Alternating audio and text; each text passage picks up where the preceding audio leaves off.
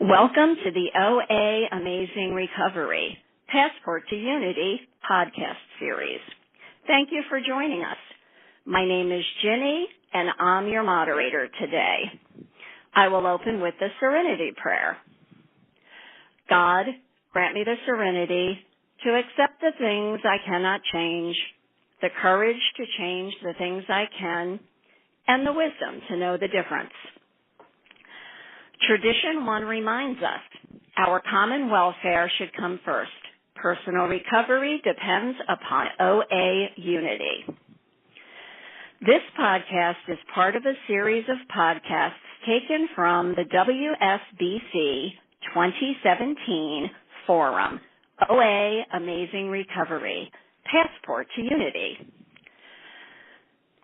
Please join us on a journey of unity. Imagine the following. You are traveling and find yourself needing a good dose of recovery and OA fellowship. You slide into an empty seat as the meeting begins.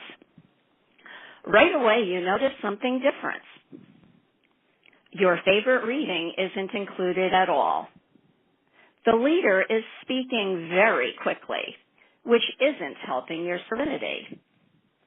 Uncomfortable, you try to settle in and hear the speaker, only to discover that she isn't exactly speaking your language in more ways than one. You really need this meeting. At that moment, you remember something your sponsor once said.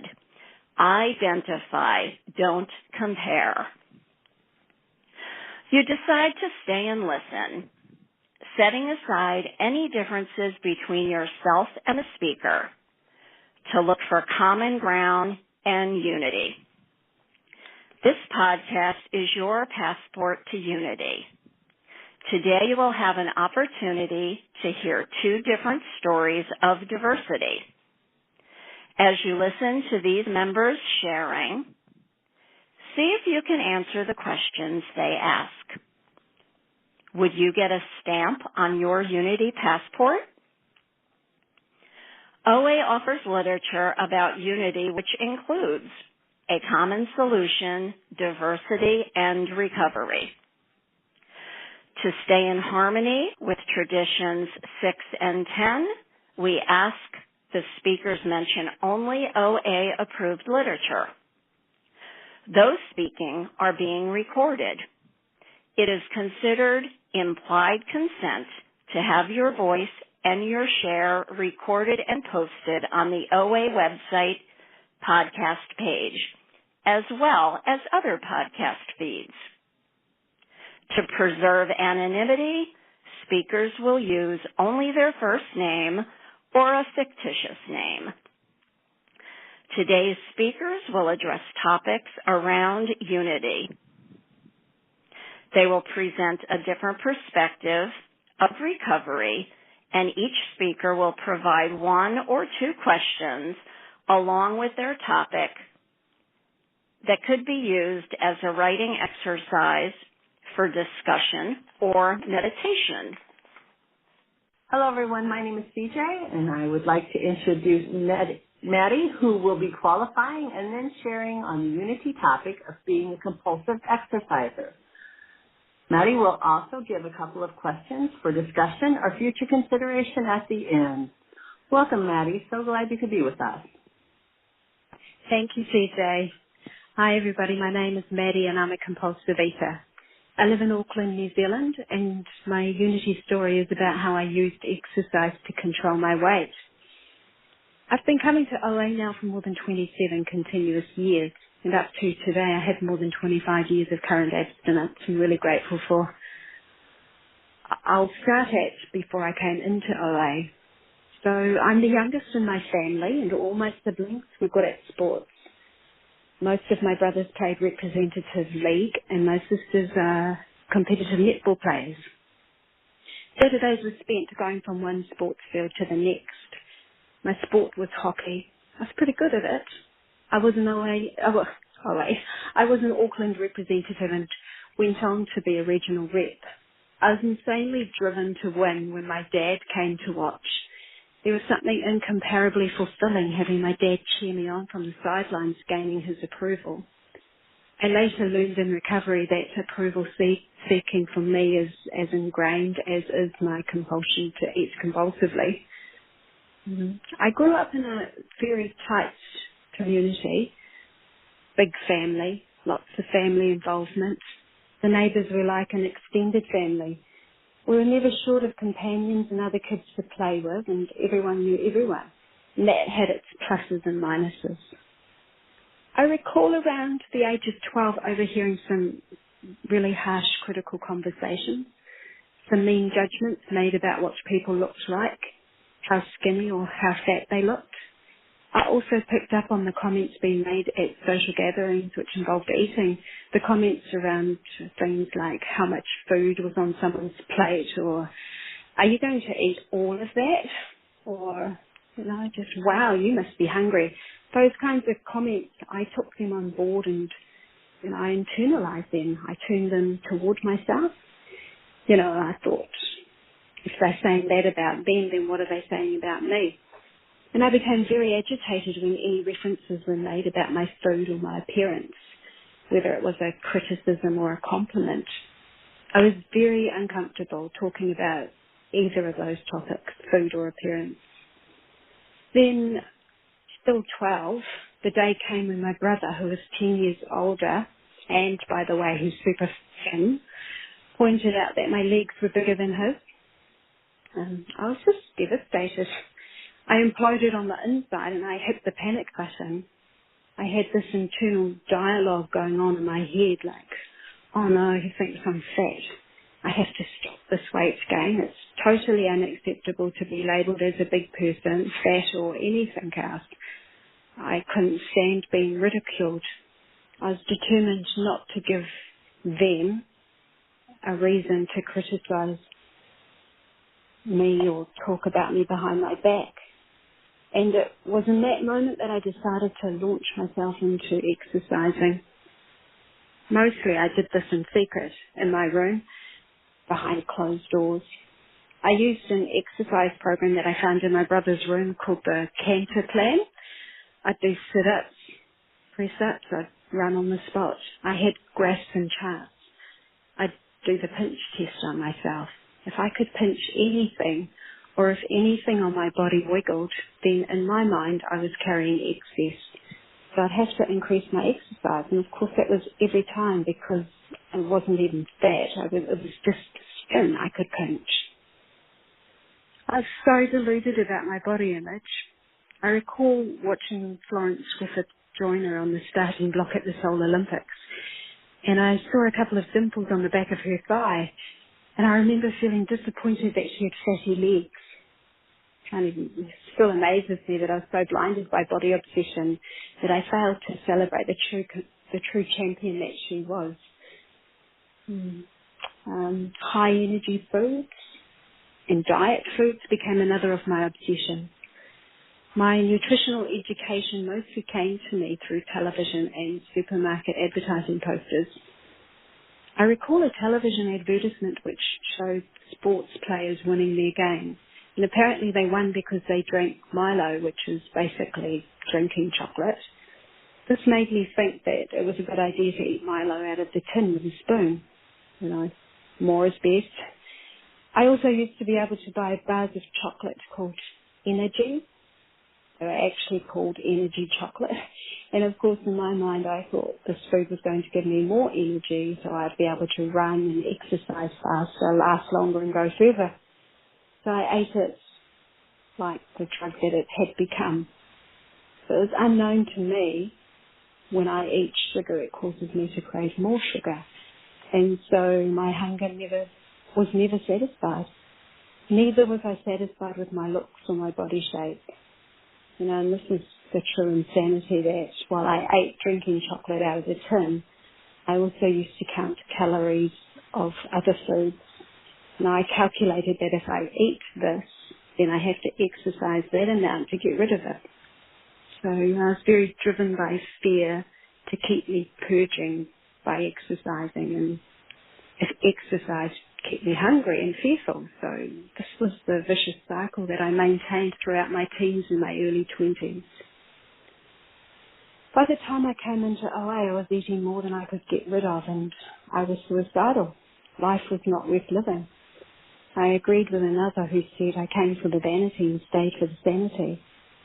For me, the vanity could be triggered as swift as a side glance from a stranger or a pulled face on a passerby. I always used to take that to mean that they were judging me, that they think I'm hideous, ugly, all the usual low self-esteem adjectives. Anyway, thank God I got here, because I got a sponsor straight away. She helped me peel back the layers of my compulsiveness.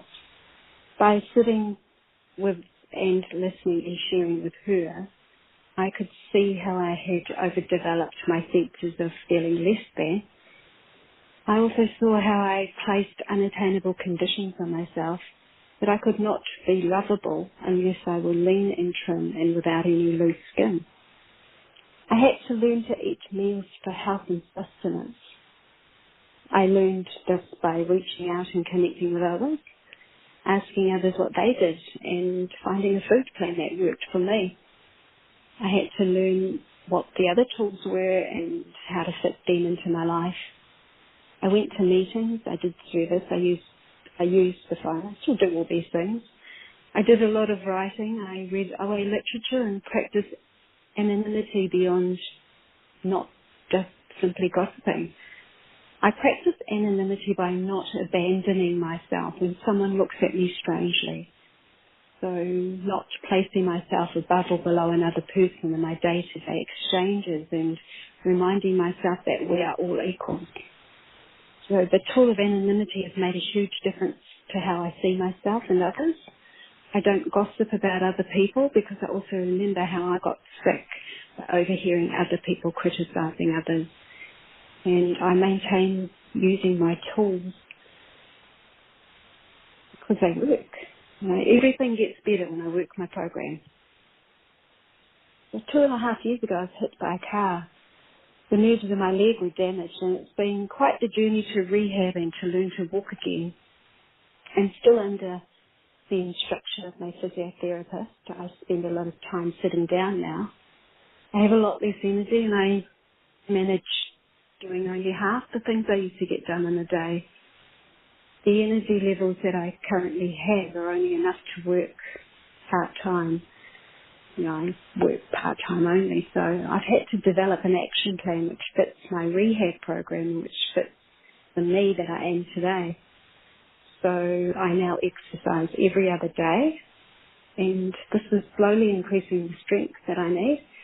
And I write my exercise down alongside my food plan each morning. Sometimes I feel I eat too much for my active body, but I don't trust my thoughts so much as I trust my program.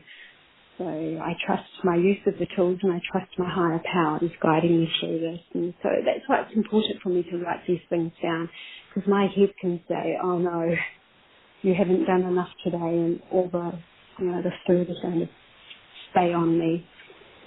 And that's the power of writing this down for me.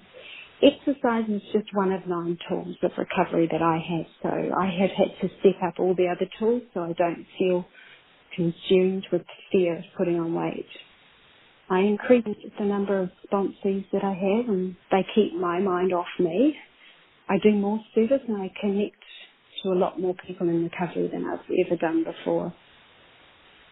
I stop and surrender my life and my will to my higher power a couple of times during the day, and I have 2 alarms set in my phone to remind me. I think they're going off now, actually. And at the end of the day, I also connect with my higher power. So surrender gives me the fuel that my body craves. It turns my life, and I turn my life and my will over to the care of my higher power. And this gives me the energy that I need to do through my day. This surrendering approach truly keeps me from running off the rails, and I run pretty close to the edge. I'm so grateful to be able to share my recovery. I hope that this might help others who may be struggling, and if I can do this, anyone can. The So thanks so much for allowing me to share my story in this time and space. I have two questions. My questions to you is whether you identify as a person who has used exercise or not, and how can you relate to this experience? Thank you. Thank you, Maddie. And thank you for joining us today as we explored passports to unity. Thanks to our wonderful speakers for sharing their experience, strength, and hope about unity. Traveling shows us that even though we may work a program in different ways or have different needs, we all have something in common and can learn from each other. Of course, the journey doesn't stop today. We hope you return when other podcasts are ready for you with more opportunities to seek understanding and unity in diversity. Unity with diversity statement. As we extend the heart and hand of the OA Fellowship to those who still suffer, let us be mindful of OA's Unity with Diversity policy, which respects our differences yet unites us in the solution to our common problem. Whatever problem you may have with food, you are welcome at a meeting, regardless of race, creed, nationality, religion, gender identity, sexual orientation, or any other trait. The opinions expressed here today are those of individual OA members and do not represent OA as a whole. Seventh tradition. Please remember that we are self-supporting through our own contributions. Please use special workshop meeting number 82278 when making your contribution. The World Service Office needs our support to continue to serve our fellowship. Go to www.oa.org and click on contributions. Thank you for helping us carry the message. Additional topics for Amazing Recovery, Passport to Unity, will be on the OA website, oa.org, as part of this series. I will close this session with the OA promise. I put my hand in yours, and together we can do what we could never do alone. No longer is there a sense of hopelessness. No longer must we each depend upon our own unsteady willpower. We are all together now, reaching out our hands for power and strength greater than ours. And as we join hands, we find love and understanding beyond our wildest dreams.